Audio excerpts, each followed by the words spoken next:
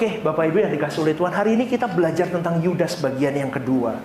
Tadi di bagian yang pertama, saya menggambarkan, saya kasih resume sedikit bahwa Yudas adalah dari 12 murid Yesus yang dipilih oleh Yesus itu sendiri dengan persiapan Yesus doa semalam-malaman sebelum memilih 12 murid itu. Setelah doa semalam-malaman, dia akhirnya memilih 12 murid itu termasuk Yudas.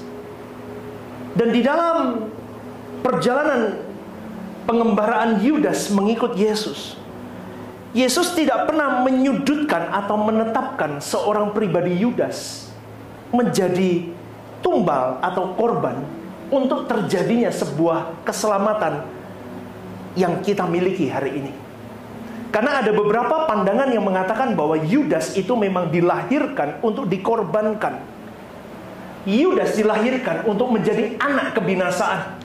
Kalau di dalam bahasa aslinya menggunakan kalimat hoios tes apoleias, artinya apa? The son of perdition, atau artinya anak kebinasaan atau anak neraka. Yudas bukan diciptakan untuk jadi anak kebinasaan, saudaraku. Di dalam perjalanan dia mengiring Yesus, dengan ke-12 muridnya dia berjalan, Yesus mengajar. Yesus memilih 12 murid ini untuk jadi rasul, bukan untuk dibinasakan.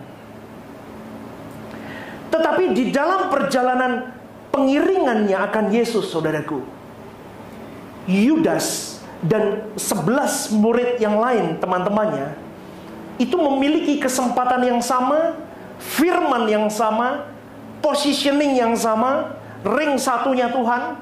Dia punya chance untuk memilih di dalam setiap pilihannya, dan itu terbuka lebar. Kalau boleh saya katakan hari ini, saudaraku, di waktu itu, ketika ada 12 murid itu dan Yesus mengajar, meskipun di dalam Mazmur 4 ayat 10 dikatakan bahwa sudah dinubuatkan bahwa akan ada satu di antara murid Yesus ini akan berkhianat, itu saya boleh katakan, saudaraku, belum menunjuk kepada Yudas. Amin. Misal nih, ada Stephen Lim, ada Agustiono, ada siapa. Ini kebetulan yang jadi Yudasnya Stephen Lim. Tetapi ketika Yesus memilih 12 murid itu, dan di sepanjang perjalanan itu Yesus belum mengatakan di dalam mulutnya atau diperkatakan bahwa Stephen Lim akan mengkhianatiku. Nah, jadi boleh saya simpulkan begini, saudaraku, 12 murid Yesus punya kesempatan yang sama, waktu yang sama, firman yang sama, didikan yang sama, guru yang sama, chance yang sama. Dan itu bisa kesempatan juga Agustiono bisa jadi Yudas, Theo bisa jadi Yudas, Kakak bisa jadi Yudas. Tapi kebetulan mereka tidak bergeming. Kebetulan yang membuka hati adalah Yudas itu. Kenapa saya bisa katakan itu? Dia diberi oleh Tuhan positioning sebagai bendahara kas.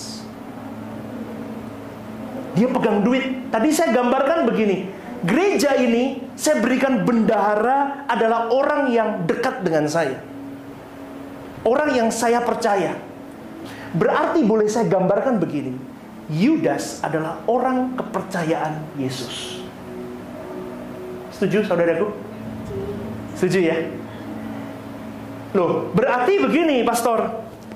Kalau Yudas, oke, bisa nggak Pastor ngomong begini, Yudas sengaja diletakkan jadi bendahara supaya mencuri, supaya keselamatan terjadi? Saya kasih tahu, saudaraku, masa seorang pribadi Yesus yang begitu agung kerja sama-sama setan untuk merusak orang? Saya mulai berpikir di situ. Masa sekeji itu pribadi Elohim Yahweh menciptakan pribadi Yudas untuk dikorbankan? Seorang Yudas, ketika dia di dalam pendampingan yang sama dengan teman-temannya, dia yang membuka celah. Makanya tadi saya katakan begini, saudaraku, Yudas suka mencuri uang kas. Ini gambaran di mana Yudas berkompromi dengan setan dari hal-hal kecil. Sampai itu diakumulasi, boom! Besar, akhirnya dia berani menjual gurunya dengan 30 keping perak. Artinya apa? Dari gambaran cerita Yudas, ini hanya resume. Nanti firman kali ini bukan untuk membahas ini. Ini hanya penjembatani. Jadi ketika boom dia menjual gurunya, ini adalah jadi contoh. Kalau dulu saya suka, Bapak Ibu jangan ditiru. Saya kalau sekolah suka nyontek, saudaraku dulu. Ya boleh ditiru. Pertama nyontek, tanya teman, nomor 10, berapa? Besoknya sudah mulai lebih berani. Saya buku taruh di bawah laci, sep. Terus mulai berani, tambah berani, betul nggak? Orang dosa itu kan begitu, naik levelnya, tambah canggih. Itu naik kelas. Sampai di titik Yudas sudah saking tenggelam di dalam dosanya, cinta akan uang, dia lupa dengan keadaan dirinya yang memang sudah dibius oleh setan. Makanya ketika Yesus memberikan roti itu kepada Yudas, di situ dia kerasukan setan. Gambarannya, saudaraku, adalah kalau engkau hari ini berkompromi dengan dosa, dari dosa-dosa kecil, dan kau biarkan ora popo, lumrah, ora popo, sedikit, bahaya, saudaraku. Maka engkau suatu hari akan binasa dengan dosa kecil yang kau biarkan di dalam hidupmu. Tetapi hari ini saya mau berkata begini, saudaraku. Yudas bisa sampai di titik dia menjadi anak kebinasaan. Itu bukan pilihan Tuhan, tetapi dia memilih sendiri. Karena hari itu Simon Petrus pun punya kesempatan untuk berkhianat kepada Tuhannya, tetapi dia memilih tidak. Dan Yudas yang menangkap apa yang menjadi suara setan di dalam telinganya. Kalau kita lihat sekarang, coba tampilkan Yohanes 17 ayat 2. Firman Tuhan berkata begini, selama aku bersama mereka, aku ini Yesus. Aku memelihara mereka dalam namamu, yaitu namamu yang telah engkau berikan kepadaku. Artinya aku, Yesus memelihara mereka dalam nama Elohim Yahweh, nama Bapa, yaitu nama Elohim Yahweh yang telah engkau berikan kepadaku, kepada Yesus. Aku telah menjaga mereka dan tidak ada seorang pun dari mereka yang binasa selain daripada dia yang telah ditentukan untuk binasa, supaya genaplah yang tertulis dalam kitab suci. Ini bahaya, saudaraku, kalau Anda tidak memaknai siapa Yudas dulu. Makanya tadi saya kasih jembatan dulu. Yudas itu sebetulnya gambaran kepada kita bahwa takdir itu tidak ada. Tuhan tidak menentukan takdir kita, tapi kita sendiri yang menentukan takdir kita. Katakan amin. Amin. Kita sendiri di dalam setiap pilihan hidup kita yang menentukan takdir kita. Jadi di dalam Yohanes 17 ayat 2 ini, Tuhan tidak mentakdirkan Yudas jadi anak kebinasaan. Tetapi hanya dikatakan di kalimat itu, memang akan ada satu orang yang akan berkhianat kepada dia. Kalau mengerti akan hal ini, saudaraku, kita belajar kembali bahwa sebetulnya bukan Yudasnya yang menjadi perhatian kita.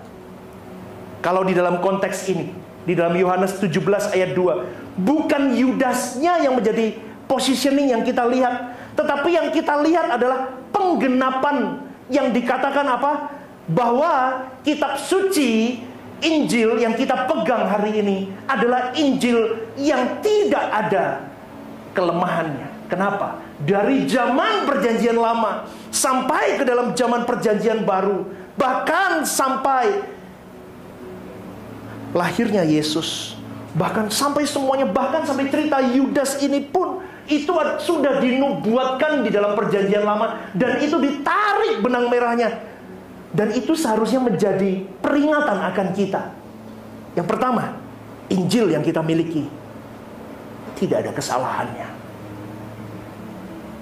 Amin. Ya. Siapa yang setuju Injil kita tidak salah?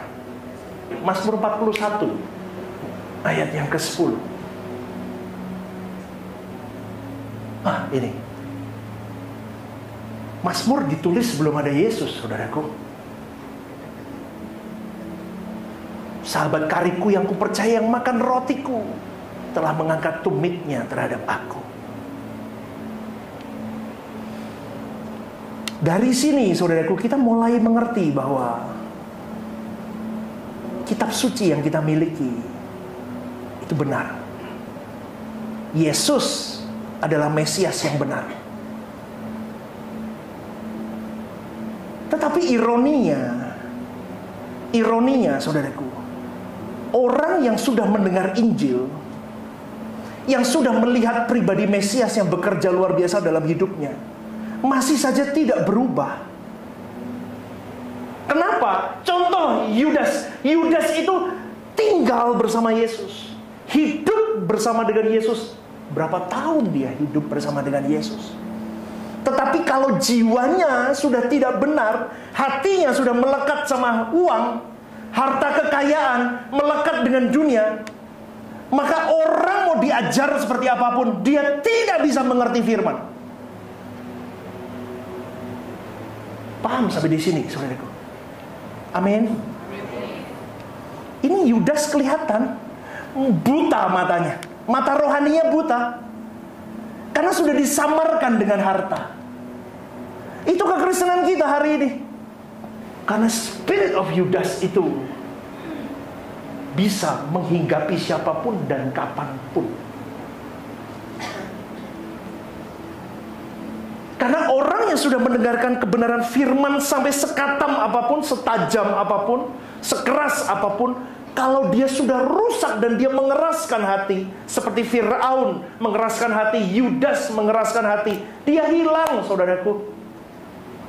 Padahal Yudas itu bersama dengan Yesus. Loh, aneh toh? Duduk bareng, dia bisa loh mengeraskan hati.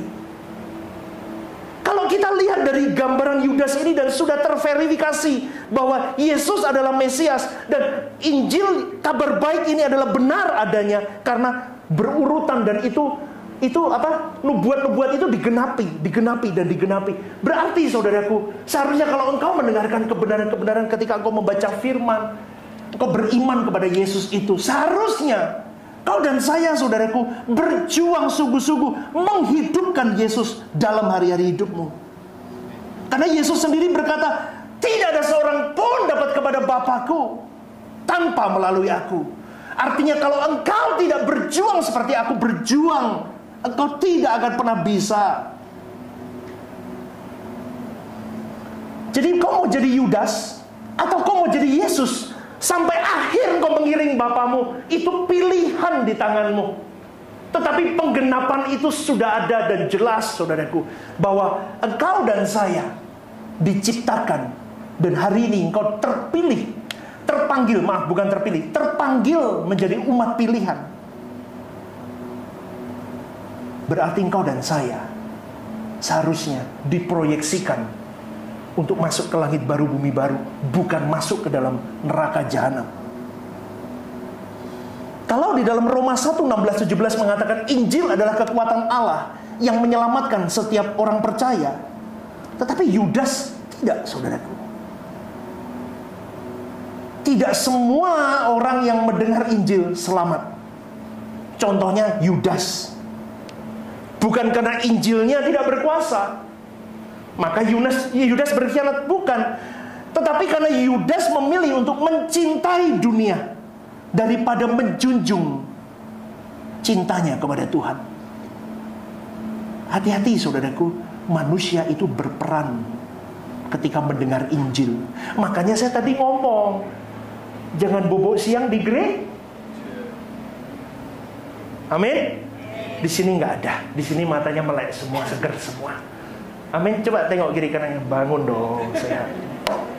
Karena Injil yang didengar itu tidak berkuasa kalau kamu bobok cantik. Amin, amin. Mau pendeta ini ngomong apa? Pokoknya suara kebenaran 3 pilar. Wis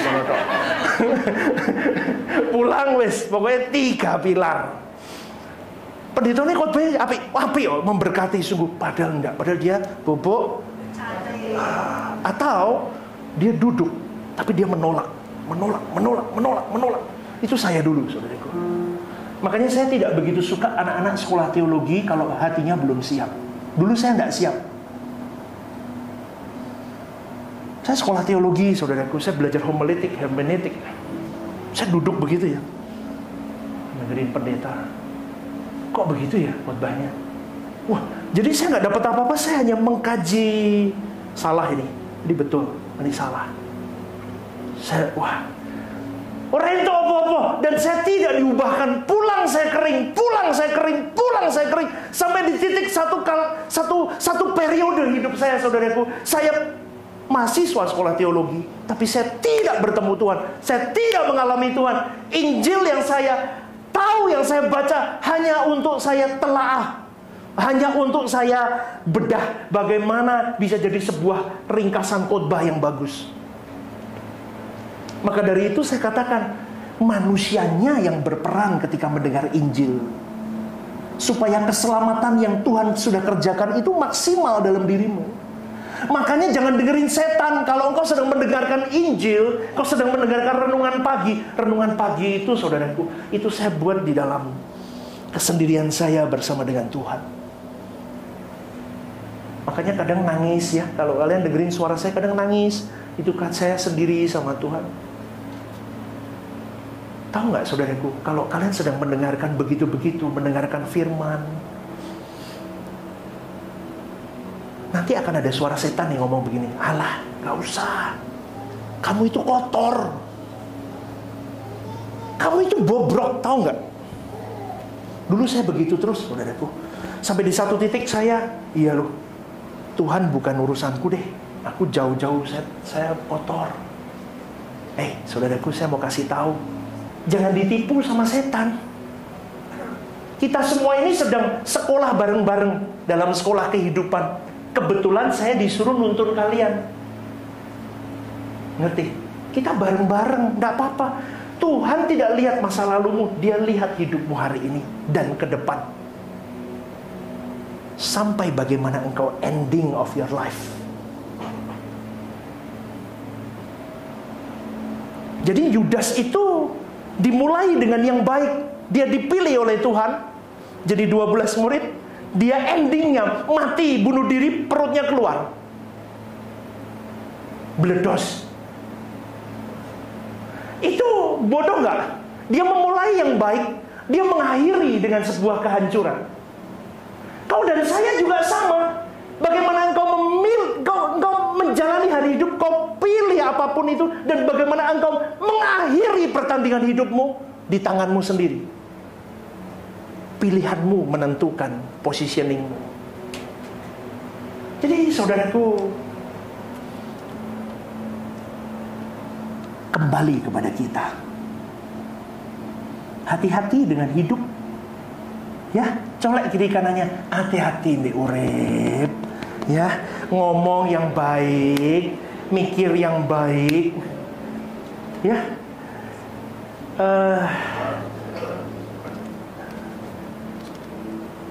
Saudaraku, Yudas itu tenggelam dengan percintaannya kepada dunia ini. Saya khawatir kalau ada di antara kalian hari ini yang masih belum berani menanggalkan cinta dirimu kepada dunia ini. Saya tidak maksa hari ini selesai. Tadi saya juga sudah katakan, tidak harus hari ini, tapi berjuanglah. Saya itu paling jelek, saudaraku, emosi. Emosi saya kadang masih keluar ketika di jalan. Betul, saya di jalan itu PR saya, saudaraku. Maka dari itu, saudaraku, kalau hari ini engkau mendengar Injil kebenaran yang murni, engkau lihat pribadi Yudas, engkau lihat pribadi Bapa rohanimu ini, kau Engkau bisa lihat bahwa Injil itu bisa membawamu selamat atau tenggelam di dalam neraka jahanam, pilihanmu sekarang. Kalau engkau terus, contoh saya emosi tidak saya kurangi, saya tidak mau terus berjuang, nggak mungkin deh, Bapak Ibu, nggak mungkin seorang Stephen Lim langsung mendengar Injil, cek, langsung sesok, silakan lewat, silakan, nggak mungkin. Amin, amin, nggak mungkin, tidak mungkin. Tuhan akan kirimkan terus mobil-mobil yang menggocoh saya untuk saya sampai di titik silahkan lewat. Benar nggak? Tetapi ketika itu terjadi pilihan, anak Tuhan, anak setan, anak Tuhan, anak setan. Loh, tak buat simple gitu, wis.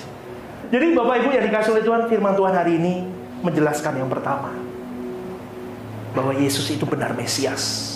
Dan Injil yang kau baca, yang kau dengarkan adalah Injil yang hidup sebetulnya. Tetapi menjadi Injil yang mati ketika engkau terus masih berkompromi dengan dosa. Jadilah pribadi yang tidak seperti Yudas, yang membuang segala kesempatan yang baik di dalam hidupnya, dan kau terbuang menjadi anak kebinasaan. Hari ini kau mau jadi anak kebinasaan atau mau menjadi anak penghiburan untuk Bapamu? Itu tergantung kepada dirimu. Amin. Jangan meratapi hidup. Hidup harus diperjuangkan. Hidup saya tidak mudah. Kalau Bapak Ibu mengerti hidup saya tidak mudah. Tetapi tidak pernah saya mundur dari hidup saya. Tetapi Stephen Lim bisa berdiri bukan karena kuat gagahnya. Aku bisa berdiri hari ini karena aku rajut hidupku lalu-lalu dimulai dari 5 menit pertama hidupku. Bisa kuat. Hiduplah yang benar. Hiduplah yang baik. Selesaikan semua kesenangan-kesenanganmu. Sampai di titik engkau tidak punya kesenangan. Sampai harga dirimu diinjak seperti apapun. Kau sudah tidak punya rasa lagi. Kau sudah selesai dengan dirimu. Tuhan yang harus hidup. Tidak boleh ada satu nama manusia pun boleh lebih dari nama Tuhan. Amin, saudaraku. Kau datang ke tempat ini bukan mencari manusia. Kau datang ke tempat ini, kau mau hidup dan menghidupi kebenaran itu. Amin. Jadilah manusia yang benar. Mulai hari ini, hidup pandang Yesus. Pandang Bapamu yang sudah memberikan kehidupan. Anda diberkati Tuhan. Berikan tepuk tangan. Mari kita bangkit berdiri.